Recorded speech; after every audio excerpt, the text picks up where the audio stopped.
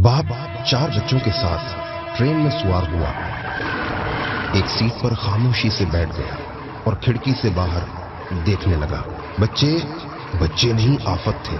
उन्होंने ट्रेन चलते ही आसमान सर पर उठा लिया। कोई ऊपर की सीटों पर चढ़ रहा है तो किसी ने मुसाफिरों का सामान छेड़ना शुरू कर दिया।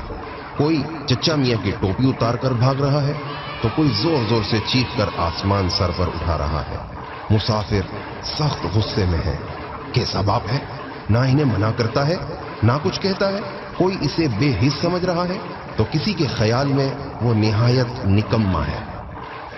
बिल आखिर जब बर्दाश्त की हद हो गई तो एक साहिब गुस्से से उठकर बाप के पास पहुंचे और धाड़ कर बोले, आपके बच्चे हैं या मुसीबत? आखिर आप इनको डांटते क्यों नहीं? बाप ने उन साहिब की तरफ देखा। उसकी आंखें आंसुओं से लबरेज थीं और बोला, आज सुबह इनकी मां का इंतकाल हो गया।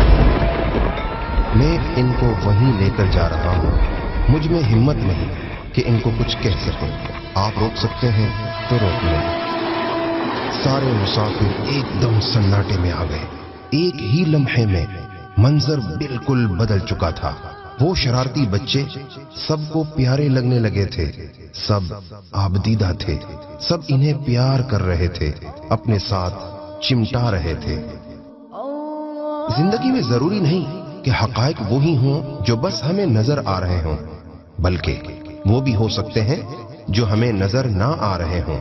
याद रखिए, राय बनाने में वक्त लगाएं। बदगुमानी से पहले खुशगुमानी को कुछ वक्त दें।